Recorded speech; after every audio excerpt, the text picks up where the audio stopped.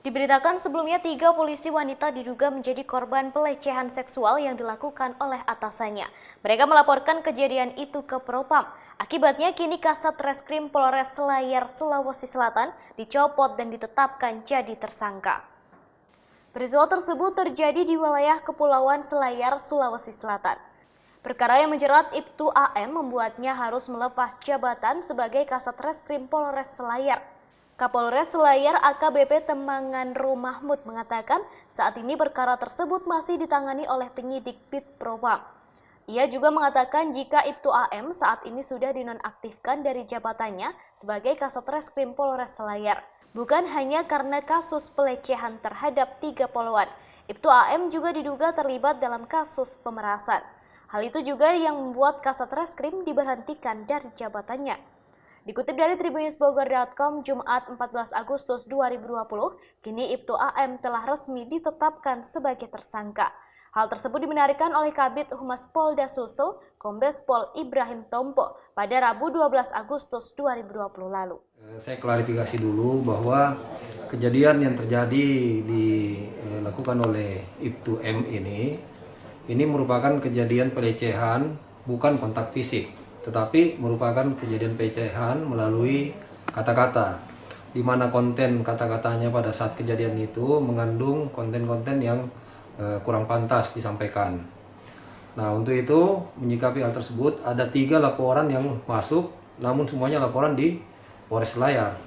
Nah, untuk itu Kapolres sudah mengambil sikap dengan menonaktifkan yang bersangkutan. Nah, untuk itu hari ini mungkin akan ada mutasi yang bersangkutan untuk ditarik ke Polda.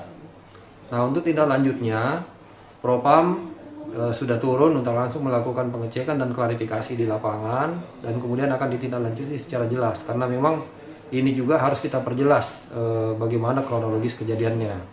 Nah, kemudian dari pemeriksaannya juga ini kemungkinan akan kita tarik ke Polda supaya pemeriksaannya itu netral dan tidak berada di Selayar karena di Selayar kan terbatas dan juga menjaga netralitasnya.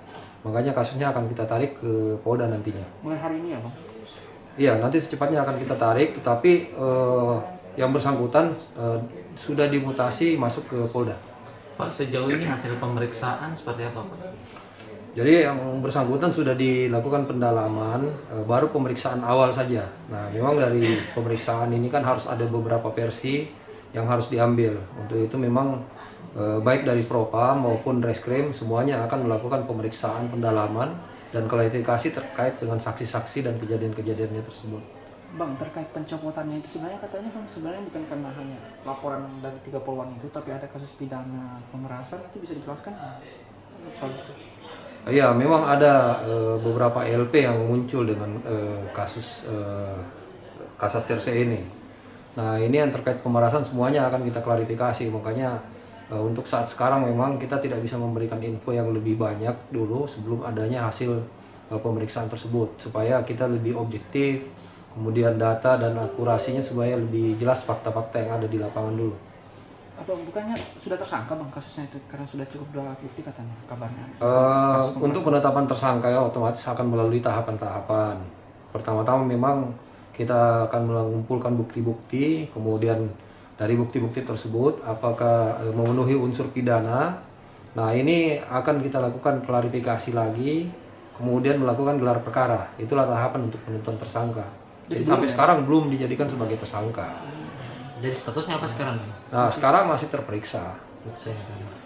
Dan kalau boleh tahu konten-konten pelecehannya itu seperti apa sih?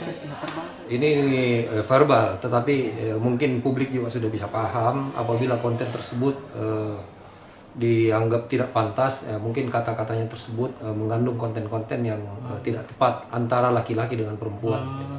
Yang akhirnya menimbulkan kondisi psikis dengan kata-kata tersebut. Demikian informasi di Tribunnews Update kali ini. Saksikan terus Tribunnews Update di channel tribunnews.com. Terima kasih sudah nonton. Jangan lupa like, subscribe, dan share ya.